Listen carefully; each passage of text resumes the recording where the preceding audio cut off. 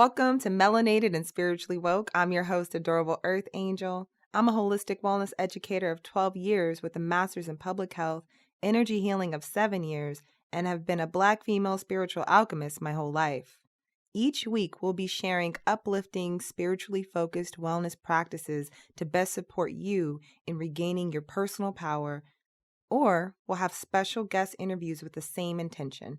This show is in service to all those listening, and especially for folks of color who are seeking information to support their physical, mental, and emotional spiritual awakening.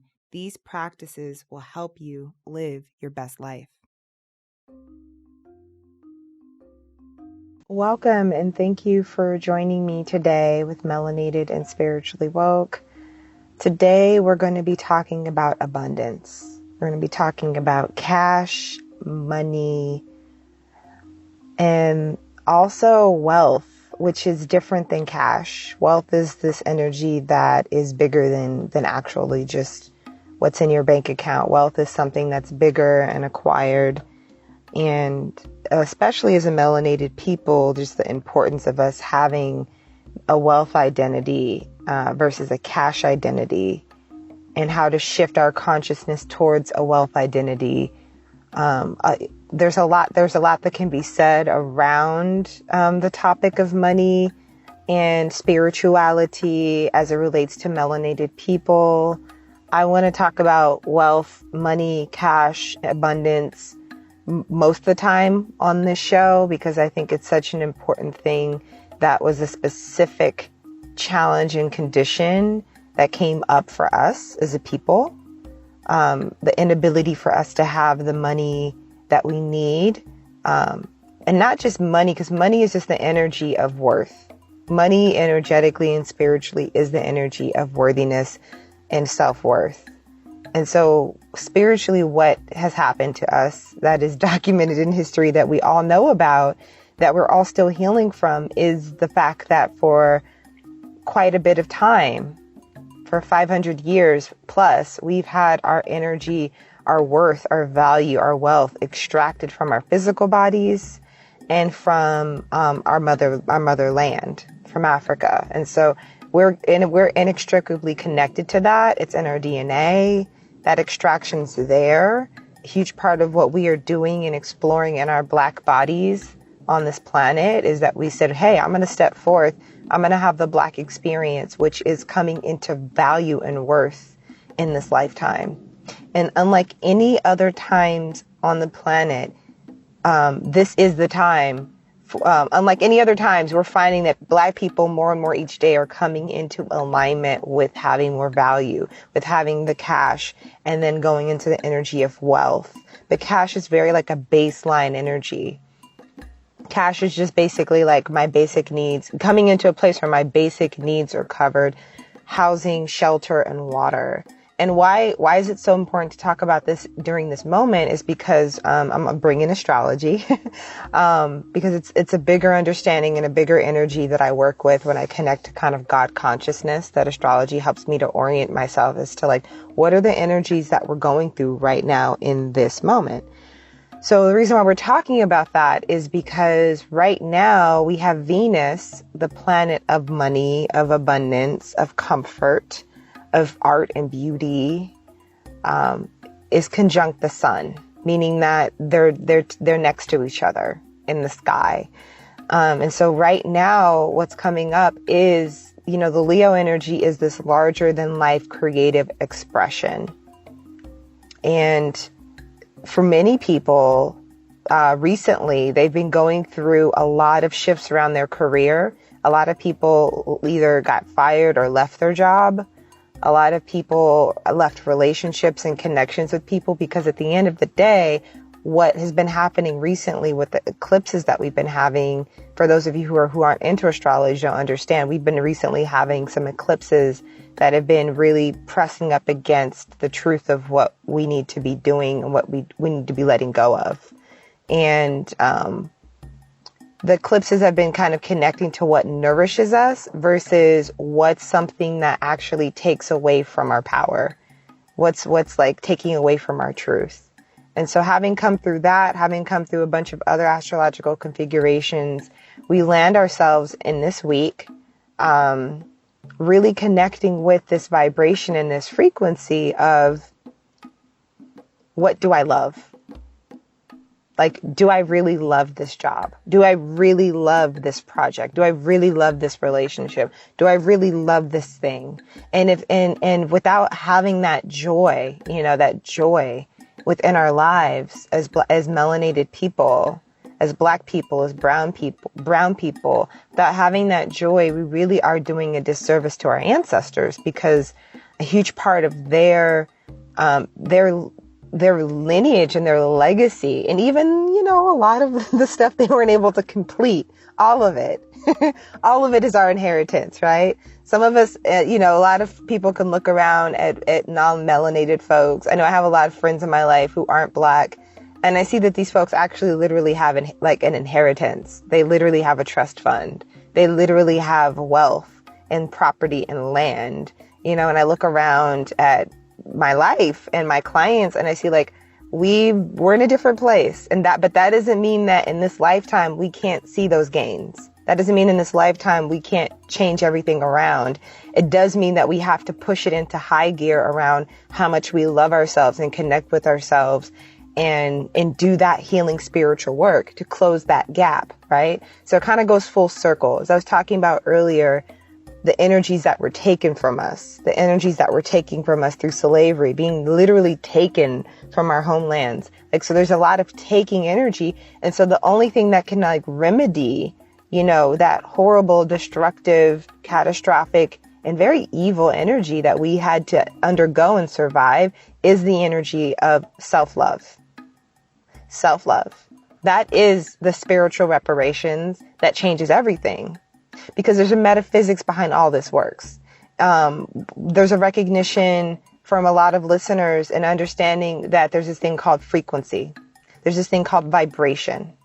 There's this idea that there's different frequencies, that people who are vibrating on the frequency of love, when you're next to them, you're going to feel that. You're going to feel really good.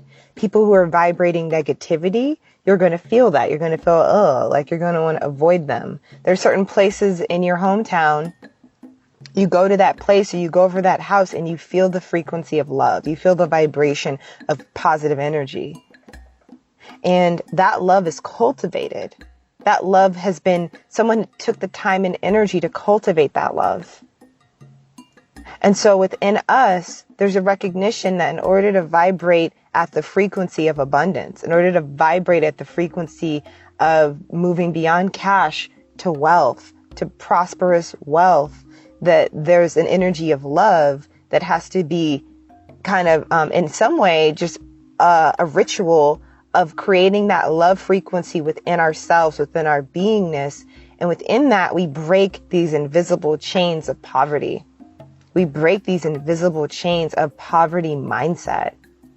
And within that, there's what's interesting that I've explored on my personal journey, and when I work with clients who are kind of checking in with this part of their identity, checking in with this part of poverty and wanting to heal it as a melanated person, there's a lot of energy. There's a lot of personal power that is just woven into the structures of oppression. The structures of oppression condense and compact and congeal our energy and keep us asleep and keep us tired and keep us depressed. And, because there's a lot of liberation within our being, but it's about choosing that frequency of love that in a way changes our vibration, and it attracts within our lived experience in this lifetime, it attracts the things that we are here to have, the experiences we are here to enjoy. One of my favorite teachers, spiritual teachers, Abraham Hicks, says that, you can be, do, or have anything that you want. The fact that you can even think about that thing means that you can have it. Because if you didn't even think about that thing, chances are you don't even want that thing, right? If that new job or this new love relationship or maybe some new housing But what it is that we get to a certain frequency. Within that frequency, there's new options, right? And in our mind, we're like, ooh, you know what I would prefer? I would prefer X, Y, Z. Now, the fact that you just had an idea that you prefer a better option to your current reality means that you can have that new reality. Because at some point, the current reality that you're living was a request from the past you. So what we're literally doing is every time our reality is different, that was a prayer that we had from our previous selves. And so we're following that trajectory. Now, what's helpful is to consistently raise our vibration so that we're getting to the state of being where we have everything that we need. We have everything that we desire, and we allow ourselves to flow into this new situation. The thing that challenges our ability to be in the flow, the financial flow, coming into some real wealth and abundance, is the energetics of trauma and the energetics of trauma that we carry within our DNA. Now, the thing about that is that I'm an energy healer, and which actually is a very practical thing right now on this planet. And energy healer is basically someone who is dealing with your energetic body, with your energy field, meaning that you are clearly more than just a physical person. You know that because you feel emotions and you can sense things. And especially as Black people, I mean, that's the one thing that I think a lot of people are afraid of Black people for, and melanated people in general, is that we have the ability to feel and sense and connect with spirit and get the Holy Ghost and like like we have those capabilities. That is the energy. So where there's energetics in there. So it's like within my understanding as an energy healer, there's 4 different domains that I interact with and know within my current abilities as an energy healer. And that's the idea that, of course, there's a physical body. And I've spoken about this on my previous episodes, that, we have the physical body. And for most people, this is where they live. They live in having food and water and making sure their physical body is taken care of. And that feels great. And that's so important. That's so important. And when we do things like drink water and eat organic, healthy food, that raises our frequency on a physical level. When we exercise and we do yoga, that raises our frequency. And that also energetically shows the universe, God, source energy, whatever you want to call it, that we value ourselves, at a physical level. But you can't stop there.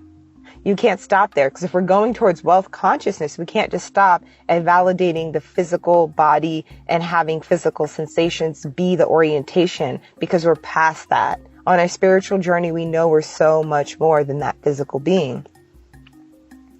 And a huge part, another thing that comes up is that a lot of people will say, and I'm not shaming anyone out there. Some people are like, I don't drink enough water. I don't go to bed. I don't do these things. We can look at other areas of within your specific body, not just your body. We can look at other areas of what makes you to see why, I wonder why we're not drinking water.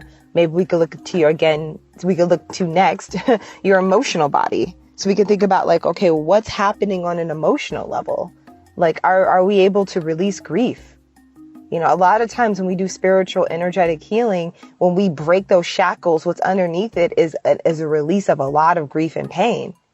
Because when we hold ourselves out of alignment with who we really are for so long, and then all of a sudden, all of the alignment comes back to us, the gap between the trauma of where we held ourselves, or where we, or some would say, well, society put me here. My family put me here. We could say that. And I'm not gonna, that's another episode to kind of tease out that energy. I don't want to get into the semantics of it. But when we when we are held in a frequency that's so out of alignment with who we really are, with what we really need for a prolonged period of time, what that does to us is that puts us in a place where once we heal and liberate that energy, once we do the yoga or drink the water or get the rest, once we raise our frequency, actually a lot of grief can come up. Healing can be super painful at first but it's also a good sign to let you know that you are in fact healing. So it's this basic, it's this energy of how bad do you want to get to a place of abundance and prosperity. And for a Black person, it's going to look like some tears. It might look like a lot of tears in between you and money, between you and frequency and abundance, the frequency of abundance. And so once that liberation's happening, then you're taking care of your physical body again, right? So once we're like, there's this recognition, like I feel depression, I feel anxiety, I feel emotions, I feel negativity. Like your emotions matter. And you're actually, as a human, that is the very thing that distinguishes us from most creatures, is our ability to, our emotional capacity and our range. And our emotions are, in fact, our guidance system to let us know what feels good and bad for us. And so as we go towards things that take away from our financial stability, I mean, like keying into that, think about the moments where you made a decision and you felt bad about it. It was a financial decision and you felt like it was the wrong decision. You could feel it emotionally, but you did it. And then the result was bad, right? We have an emotional guidance system. Abraham Hicks talks about this, an emotional guidance system that guides us emotionally towards what's the truth and what's not the truth. If you feel good in your guts, in your bones about something, then it is your truth. And as you put your focus, for instance, like if you're starting to feel like, oh, I could actually see how financially things are getting better for me. Things are getting so much better for me. If the thought of that feels good, then that is building up the momentum, that's building up the frequency to manifest the abundance that you're seeking for yourself. If that same thought feels bad, that means that it's not quite time to be so specific about that thing. So if you're like, I want to use mantras, I want to say positive things about money. Actually, for you, maybe at this state, directly talking about money actually takes you away from money. So it's good to distract yourself, focusing on other areas of your life where there's prosperity. Maybe money isn't the thing that you're really feeling connected to right now, but look at your social network. Look at all your friends and family. You were abundant in friends. You were abundant in family. Or maybe it's not family and friends, but maybe you can identify within yourself a quality that you are abundant in. Maybe you have really extremely good health.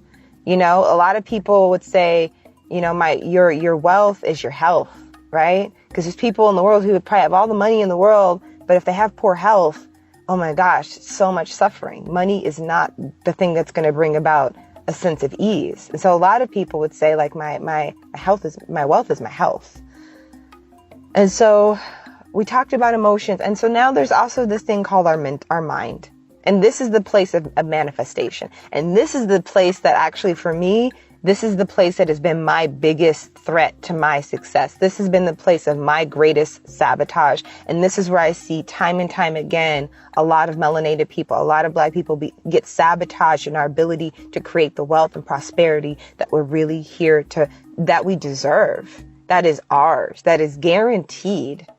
And this is outside of any governmental assistance. This is outside of familial assistance. This is something that as individuals, we vibrate to the frequency of having the wealth and abundance and prosperity that we need. And that's within the mind. And the thing about the mind is that the mind has been conditioned a way long time ago. In fact, the way your mindset around money and prosperity and wealth, the way your mindset has been conditioned, that mindset crystallized at the age of 7.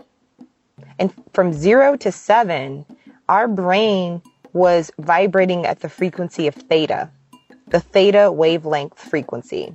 And so when your brain is in theta, it's a kind of like a dreamlike, lucid dreamy. That is actually where babies and up to 7-year-olds, that's where their mindset is. That's why we're so creative. And they're just so, little kids are so creative and they're so amazing. But it's also like a time where you program into that child the rest of their life. Like the rest of their entire life is programmed from 0 to 7. And so that is the mindset. That's when your understanding, your connection to poverty or to abundance, that's where it arises from. Hearing things like, money doesn't grow on trees. Like, what do you think I am? An ATM? Like, well, we ain't got no money. I have no money. Nobody had no money. Like hearing that from 0 to 7 mentally imprinted, your relationship with money. And it imprints onto our children and our children's children when we use those negative mantras, right? Those negative words, when we say those negative words, it's really important for us to recognize our ability to change the mental understanding of our connection with money.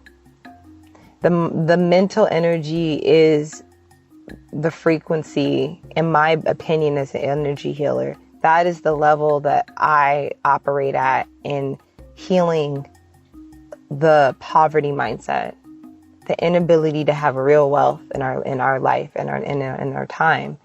And we have to work with our emotions and our physical body and our spiritual body. But for me, it's like if I were to land, like, where is Black people's money? It's in our mental body. And it's in healing our mental body on an individual level, healing the energetics of our family lineage, 7 generations back and 7 generations forward, because we're on a continuum. We are connected to our ancestors. We're connected to future generations on this timeline. Time is just a construct, but it is there. And some, like, there's a time where you're 7 years old and it's happening simultaneously in this moment.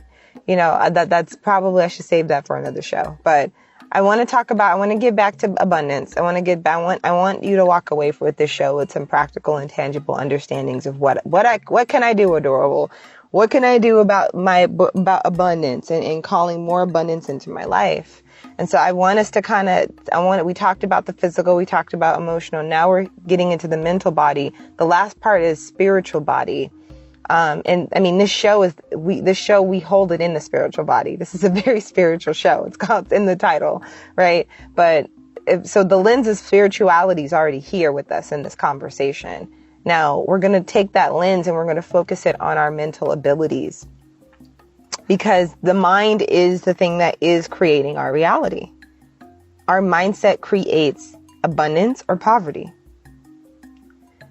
Consciously, of course, many of us would say, I would never consciously choose to be broke. I would never consciously choose to not have money. And herein lies the issue. A lot of what we're finding, scientists, spiritualists, metaphysicians, all likes, we're finding that, as I mentioned before, the 0 to 7, the programming within our brain, this means that there is a subconscious loop, a subconscious curse, a subconscious cycle, whatever you want to call it, that is activating. That's always playing out. It's a script that's playing out. So you can find yourself getting to a certain frequency financially, and then you lose all of it. Or you get to a certain money set, and then all of a sudden you lose your job. And so what that is, or you get to a certain frequency and all of a sudden you're just too tired and depressed to make more money. So what it is that it's about breaking, a lot of teachers call it your financial thermostat, right? That our financial thermostat is set at such a low frequency, and that we have to raise the frequency of our financial thermostat.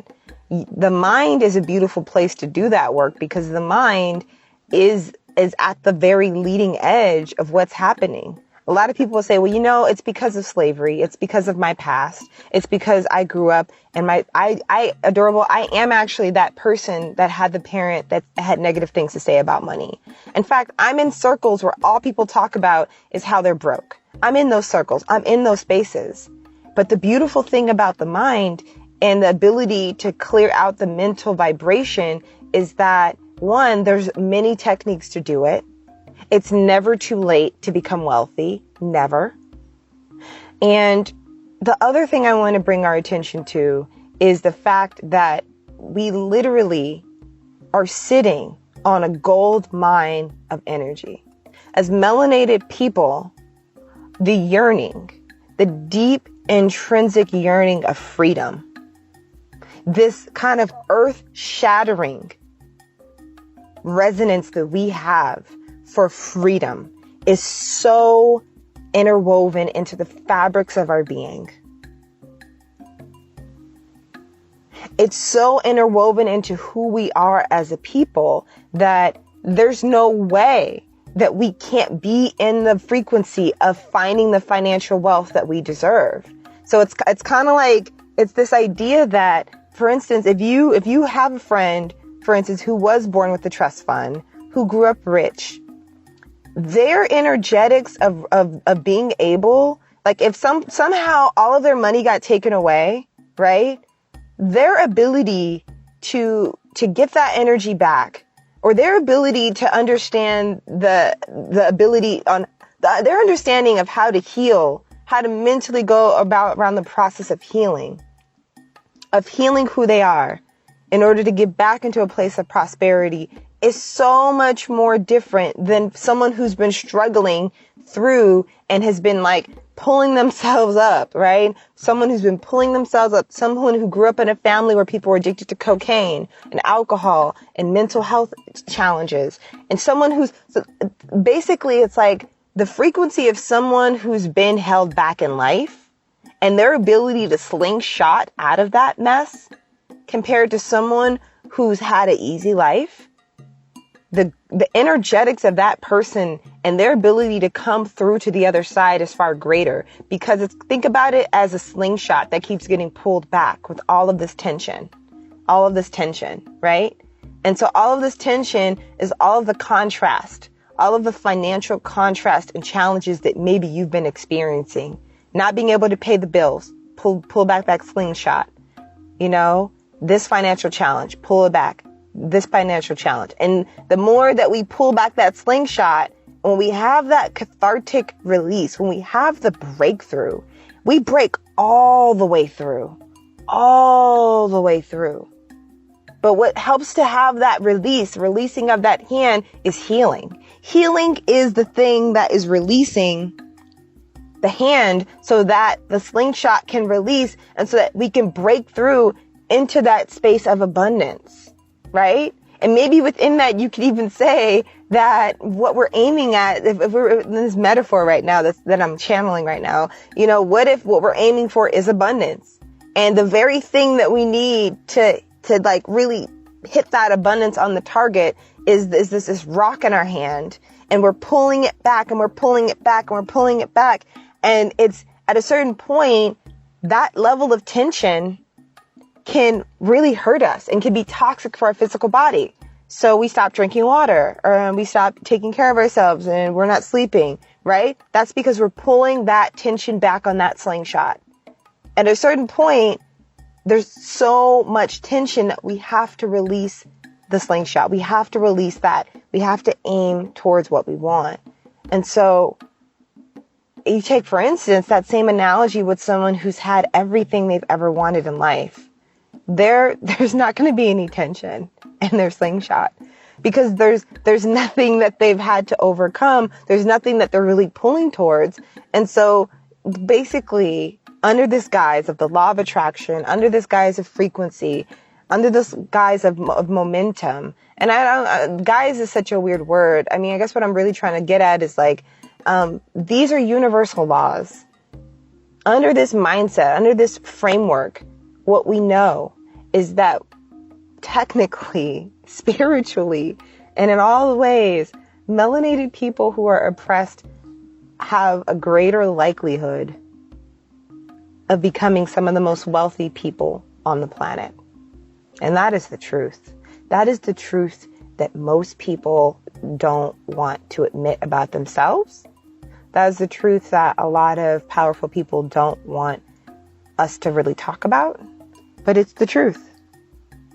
The truth of the matter is that we have the ability to be we all have the ability to be Oprahs. And some of you might go, well, there's not that much money in the world for everyone to be Oprah. And it's like, that's not how the universe works. That's how the U.S. government mindset as an African person. How can we still be a melanated person but completely shift our mind's frequency on what is possible? It is possible for every Black person in America to have as much money as Oprah, because the universe is always expanding based on our desires and needs. And the universe is expanding based on our diseases, because as you see, there's a lot of disease in the world. There's a lot of hurt and poverty and hate. And it's like we could either be uplifting poverty and all of those negativity all that negativity, or we could be uplifting what we want. And so within these times right now, you're finding yourself in a place and recognizing, do I love it? Coming full circle, do you love it? Because that's another thing. That's the spiritual aspect, the fourth component of what it means to be you. Your physical, your emotional, your mental, and your spiritual. And the spiritual thing is, does this align? Is what you're doing in your life for money, the love you live, the love that you have in your life, in family and friends and romance, the hobbies, the environments that you find yourself in, the place that you live, do you love it? Is it aligning with who you really are? Does it align with who you really are?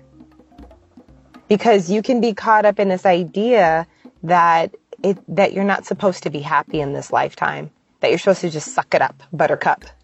But that's not true. And in fact, that's not what our ancestors died for at all. Like, no one survived a slave ship so that we could just suck it up, buttercup. No one did that in the history of ever. They survived because they knew that there was something worth surviving for. And so on that note, I just ask us all to just take a deep breath together and just be with that message of abundance that we can all create. I want to talk more tangibly about things that we can do to call in more abundance. I just wanted to give a general talk about abundance. And again, I just invite us to think about collectively, what do we care about? What do we want? And what do we need? I hope you have a beautiful rest of your day.